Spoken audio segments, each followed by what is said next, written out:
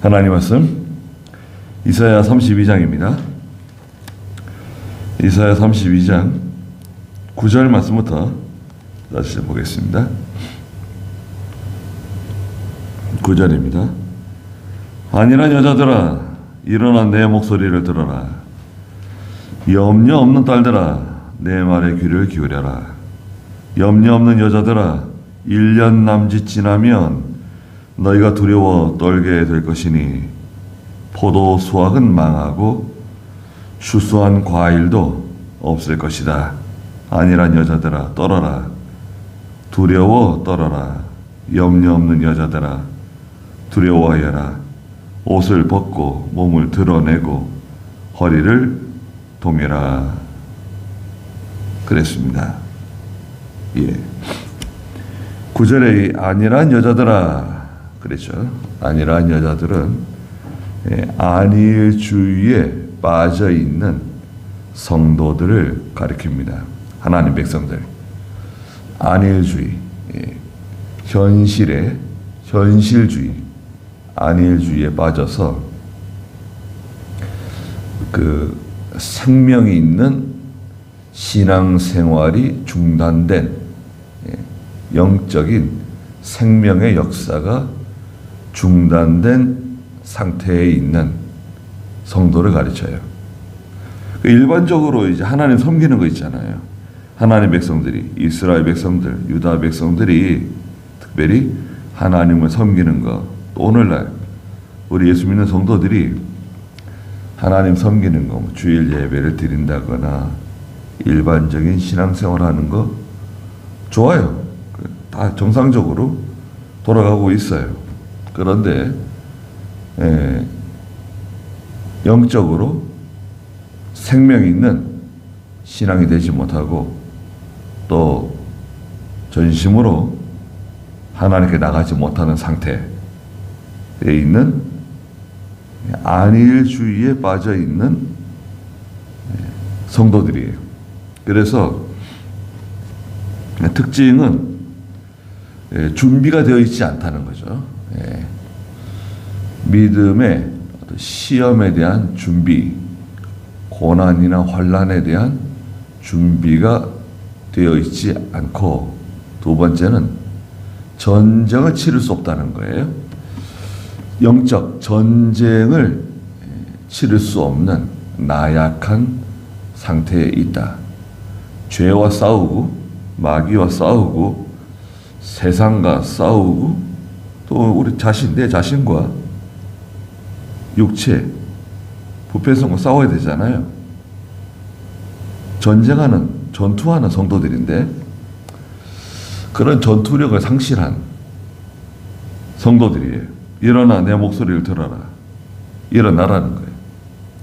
깨어나서 하나님의 목소리를 들어라. 음성을 들어라. 염려 없는 딸들아 내 말에 귀를 기울여라. 10절에 염려 없는 딸들아 1년 남짓 지나면, 자 1년 남짓 아주 짧은 시간입니다. 1년이 뭐 길다고도 할 수 있는데 얼마 지나지 않으면, 잠깐 후면 너희가 두려워 떨게 될 것이다. 포도 수확은 망하고 추수할 과일도 없을 것이다. 포도 수확이 망한다는 거예요. 추수할 과일도 없다. 예. 이건 상당히 곤란한 겁니다. 경제적인 환란이 온다는 거예요. 경제적인 환란입니다. 당장 뭐 먹을 거, 입을 거, 이것도 문제지만 전체적인 이 분위기가 경제적인 환란을 당하기 때문에 전체가 다 어려운 거예요. 큰 고난을 당하게 된다는 것입니다. 두려운 일이 찾아온다는 거예요. 포도 수확, 그건 망하고 추수할 과일도 다 사라진다. 11절에 안일한 여자들아 떨어라. 두려워 떨어라. 염려 없는 여자들아 두려워하여라 그랬습니다. 그러니까 이 안일주의에 빠지게 되면 결국 두려움이 찾아온다는 거죠. 염려 없는 여자들. 그러면 우리 뭐 염려해야 된다는 건가? 이 염려라고 하는 것은 삼가 조심하는 거예요. 근신하는 깨어있는 성도가 되라는 것입니다. 우리가 이제 믿음으로 살다 보면 뭐 여러 가지 일들이 있는데 내 개인이 하나님과 늘 교통하는 생활이 있잖아요. 이게 어떤 신앙적인 타성에 젖지 않고 또 습관적인 종교 생활이 아니라 하나님과 늘 교통하고 늘 기도하고 또 하나님과 동행하는, 뒤에도 나오지만 하나님의 인도와 주장을 받는 그런 생활이 돼야 됩니다. 쉽지가 않아요. 왜 쉽지 않냐면 이 세상 물결이 너무 세기 때문에, 이 세상의 그 물결이 너무 강하기 때문에 이것을 거스려서 성도가 이것을 돌파하고 나가야 되는데, 전쟁을 치르면서 나가야 되는데 대부분 이 전장에서 다 쓰러지는 거예요. 뭐 죽었다고 할 수 없는데 이 전쟁 때 다 쓰러져 가지고 팔다리가 뭐 다 잘려 나가고 눈이 다 뽑혀 나가고 제정신이 아니에요. 뭐 피를 저처럼 흘리고 있고 누가 누구를 뭐 도와주기도 힘들어요.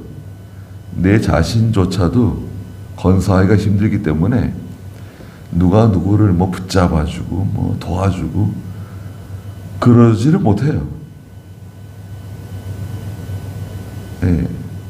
우리가 가지고 있는 이 에너지, 내가 가지고 있는 힘을 거의 다 이 세상에다 소진하기 때문에 믿음으로 하는데 여력이 없어요.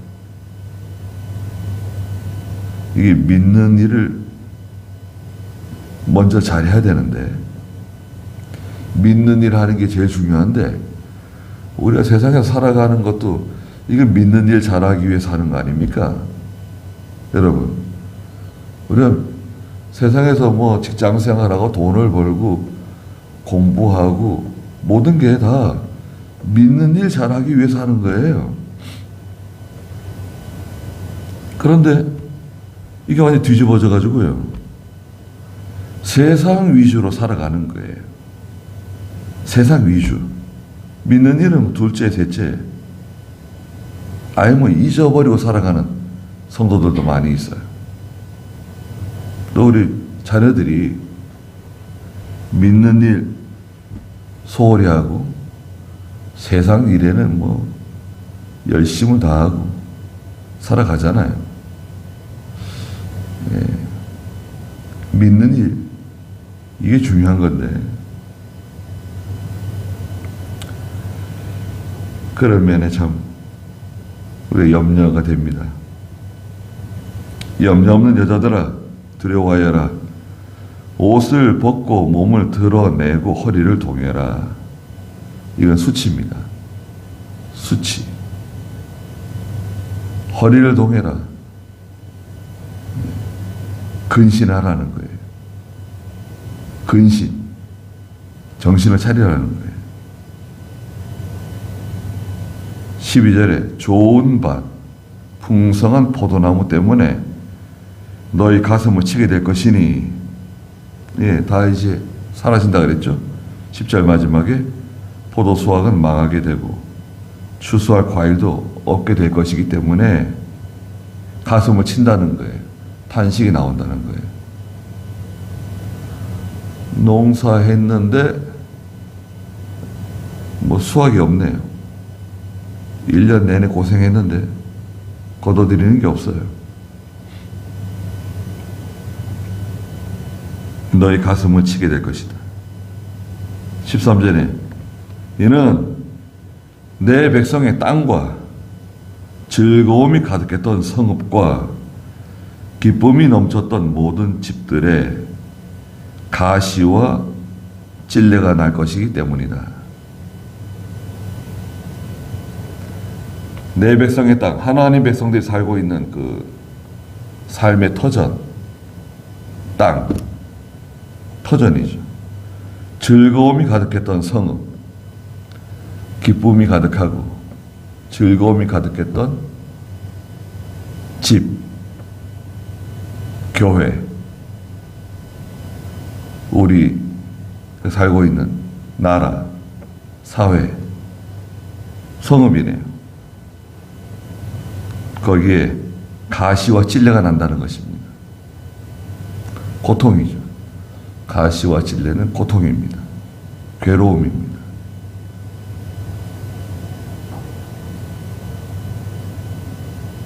경제적인 혼란이 오면 큰 고통이 찾아옵니다. 우리가 과거에 IMF가 있었죠.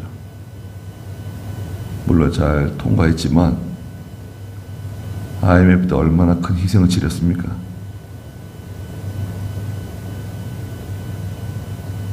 큰 희생을 치렀어요. 또 금융위기가 왔었죠. 세계적인 금융위기. 일반 우리 서민들은 잘 느끼지 못했을지 몰라도 큰 충격을 받았습니다. 국가가 뭐 휘청하는 거예요. 우리는 게다가 뭐 천연 자원도 없고 이거는 뭐 무역 다 수입해서 먹고 살고 무역해서 장사해서 살아가는 나라인데 경제적인 위기가 오게 되면 휘청휘청하는 겁니다.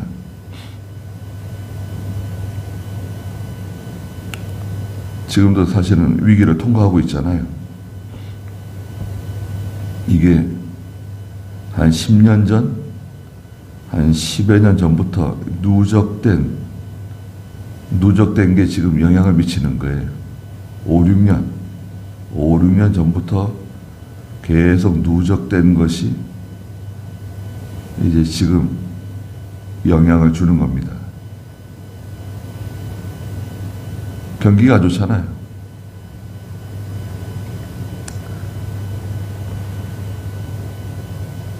겉으로는 잘 드러나지 않지만 어려움을 통과하고 있습니다.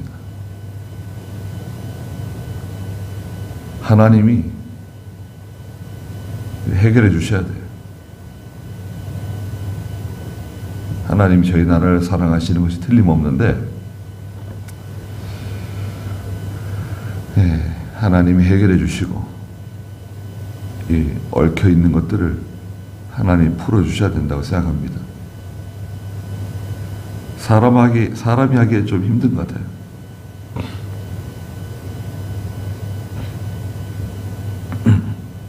가시와 찔레, 고통, 괴로움이 찾아왔어요. 궁전, 14절에 궁전은 버림받되고 붐비던 성읍은 텅 비게 되고 언덕과 망대는 영원히 동굴이 되고 들나귀에 기뻐하는 곳이 되며 양떼들의 풀밭이 될 것이다. 사람들은 어디 갔나요? 사람들은 다 떠나고 없네요.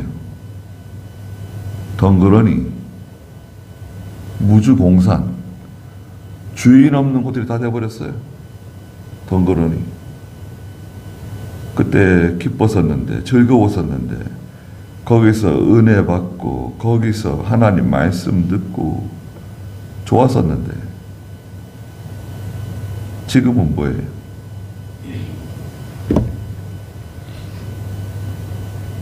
안일한 여자, 우리가 안일한 여자들이었구나. 염려 없는 여자들, 염려 없는 딸들이 없구나. 전에는 기쁨이 가득하고 즐거움이 넘치고 얼마나 참 좋았는데, 그것이 얼마나 그때가 얼마나 가치 있고 얼마나 소중했는지 그때는 잘 몰랐는데, 그때는 잘 모르죠. 그 당시에는 잘 모르는 거예요. 네. 그것이 얼마나 소중하고 얼마나 귀한 것인가. 국가적으로는 우리가 자유, 민주주의, 시장경제, 이런 가치, 하나님께서 우리에게 주신 것들인데, 이게 얼마나 귀한지 모릅니다. 이것을 위해서 다 피를 흘린 거 아닙니까? 또 우리 교회는 은혜 받는 우리 공동체가 모여서 같이 은혜 받고, 기도원, 사교회, 신학교, 특히 우리 교단 같은 경우에는 핵심이 있어요. 첫째, 우리 교단의 그 어떤 정체성은 우리 기도원 중심입니다. 기도원 중심. 기도원을 지금 잃어버렸잖아요. 기도원 중심. 모여서 같이 은혜 받고, 같이 기도하고, 1년에 2번, 3번, 또 교역자 기도회, 산기도, 수량회, 기도원 중심으로 모이는 거. 그 다음에 신학교 중심. 신학교를 중심으로 모이고, 제자를 양성시키고, 후진들을 양성시키고, 그것을 위해서 성도들이 힘써서 투자하고, 그리고 세 번째는 영적 리더십이에요. 예. 하나님께서 세우신 하나님의 종을 중심으로 뭉치는 거예요. 연합하는 거예요. 영적 리더십이 있어야 돼요. 다른 것은 안 돼요. 영적 리더십 없이 다른 방법으로 이거 끌고 나갈 수가 없어요. 확실하잖아요. 그렇죠? 누구에게나 말하면 그 말이 맞다 그래요. 그러면 편안해지는 겁니다. 다 편안해져요. 총회가 편안하고, 교회들이 편안하고, 가정들이 편안하고, 다 편안해집니다. 물론 시험도 있고 고난도 있지만 다 감당해 나갈 수 있어요. 그런데 그걸 다 잃어버렸네요. 궁전은 버림받고, 붐비던 성읍은 텅 비고, 언덕, 망대, 영원히 동굴처럼 되어버렸어요. 거기다 사람들이 모여서 즐거워하고 기뻐하고 같이 모여서 식사하고 기도하고,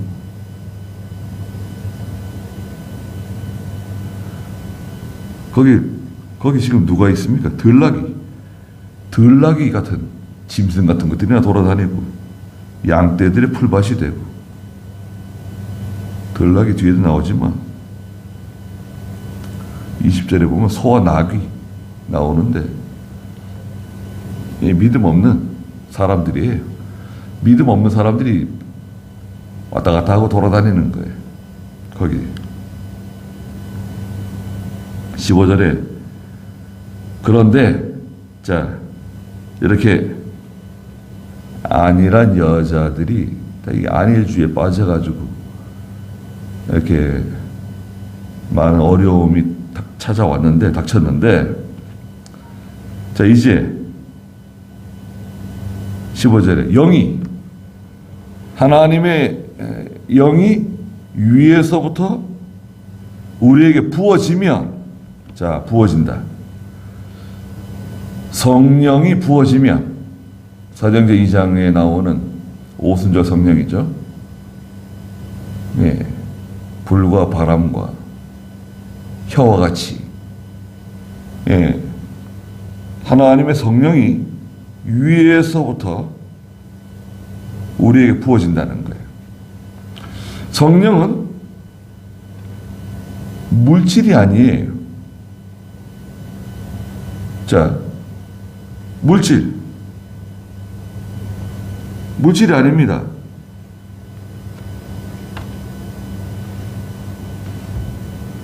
성경에는 성령을 부어달라고 그런 말이 있어요. 자, 보세요. 여기 물을 붓잖아요. 물을 부어주시옵소서. 성령을 계속 부어주시옵소서. 더 부어주시옵소서. 넘치도록 부어주시옵소서. 자, 보통 그렇게 말하잖아요. 그렇게 말할 수는 있는데 성도들이 들을 때 오해할 수 있어요. 그렇게 말하면 안 되죠.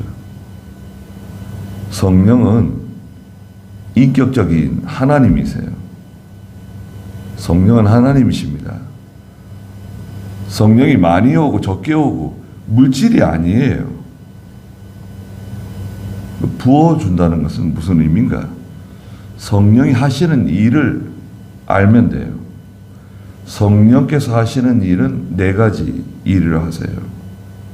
뭐 4가지냐? 첫째는 감화예요. 감화, 감동. 감화는 우리를 은혜로 설득하시는 거예요. 하나님께서, 성령께서 믿음으로 살아야 되지 않겠냐? 기도해야 되지 않겠냐? 순종해야 되지 않겠냐? 이렇게 하는 것이 하나님이 기뻐하시는 것이다. 이 말씀대로 살아야 된다. 우리 이렇게 설득, 예? 은혜 가운데 우리를 설득하시는 성령이세요. 두 번째는 감동이에요. 감동. 감동은, 예, 격려입니다. 격려.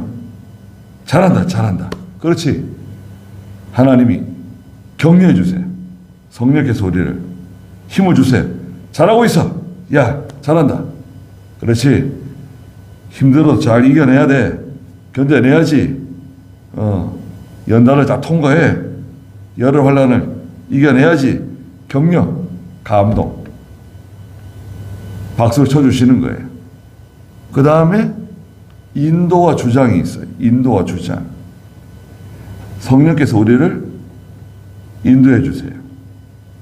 손을 붙잡고 같이 가주세요. 이리로 가야 된다. 이리로 가야 된다. 이쪽 길로 가야 된다. 자, 이 목자에게로 가라. 이쪽으로 가라. 인도해 주세요. 인도. 그 다음에 주장이 있어요. 주장. 이게 하나님의 권고라고 할 수 있는데, 권고. 성령이 주장하세요. 주장은 강하게 붙잡고 가시는 거예요. 계유하신다는 말을 썼는데, 전에는 성령께서 강하게 우리를 붙잡고 가시는 거예요. 그때는 내 의지대로 되지 않아요. 예. 그때는 하나님께서 딱 붙잡고 가시는 거예요. 강하게 끌고 가시는 거예요. 그때는 질병을 통해서 강하게 끌고 갈 수도 있고, 사고를 통해서 강하게 끌고 갈 수도 있고, 아주 강하게, 두드러지게 끌고 가세요. 성령 충만이 있어요. 여기서 이제 성령 충만이 나오는데, 성령을 부어주시는데 충만하게 부어주시옵소서. 성령 충만이라고 하는 것은 성령의 감화, 감동, 인도, 주장을 100% 받는 상태를 말해요. 나와 세상은 간 곳이었고 구속한 주님만 보입니다. 성령의 감화, 감동, 인도, 주장을 100% 받는 상태. 그게 성령 충만이에요. 성령 충만은 보통 경험하기 힘들어요.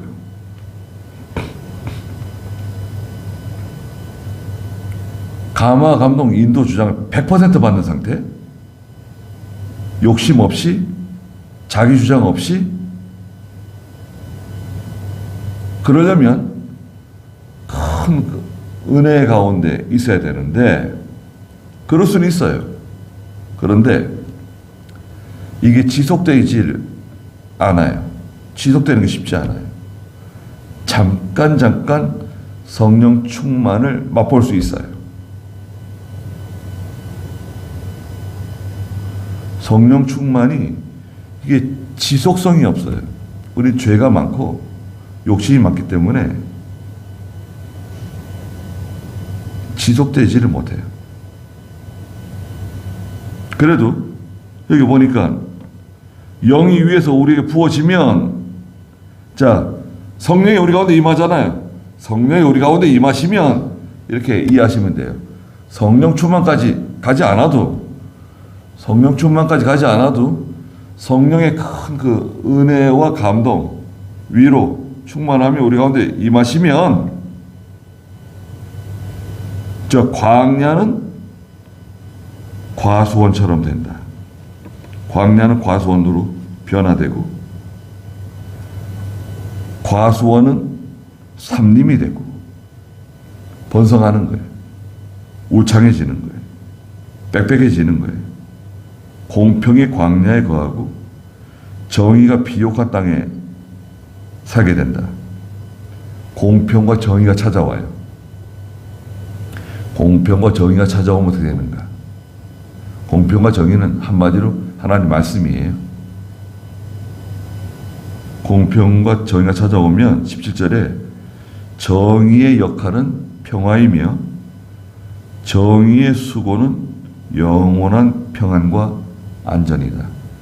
공평과 정의가 찾아오면 편안해지고 안전해져요. 공평과 정의대로 해야 돼요. 하나님 말씀대로 해야 돼요. 죄는 미워하고, 죄는 다스리고 제거하고, 선은 격려하고, 의를 칭찬해주고, 그럴 때 깨끗해지는 거예요. 공정해지는 거예요. 그래야 질서가 잡히고 평화로워지고 안전해져요. 뭐든지 다 들어주는 게 아니에요. 교회도 그렇고 국가도 마찬가지고, 하나님 말씀이 있잖아요. 교회는 하나님 말씀, 세상에는 법이 있잖아요. 법. 내 백성은 평화로운 곳에 살게 되고, 18절에 안전한 집, 조용한 안식처에서 거하게 된다는 것입니다. 얼마나 좋아요. 공평과 정의, 하나님의 성령이 임하시면 다 해결되는 거예요. 은혜가 중요하죠. 삼림들이 우박들에 상하여 쓰러지고 성읍은 완전히 파괴될 것이나 모든 물가에 씨를 뿌리고 소와 나귀를 놓아 기르는 너희 모두는 복이 있다. 우박이 쏟아져 가지고 상함이 있고 쓰러지고 파괴가 되는데, 성도는 물가에 가서 씨를 뿌린다 이거예요. 물가에 씨를 뿌린다고 하는 것은 하나님의 말씀을 증거하는 거예요. 복음을 전하는 거예요. 신학교회가 씨를 뿌리러 나가는 거죠. 소와 나귀와 같은 이성 없는 짐승과 같은 믿음 없는 사람들에게 복음을 전하라는 거예요. 그러면 복이 있다는 거예요. 자, 하나님 말씀을 전하고 또 가르치고, 저 이성 없는 짐승 같은 소와 나귀와 같은 말 안 듣고 짐승 같은 사람들에게도 복음을 전해주고 뿌리라는 게 나가서 그런 사람에게 복이 있다. 그 일을 하는 겁니다. 거기까지 하죠.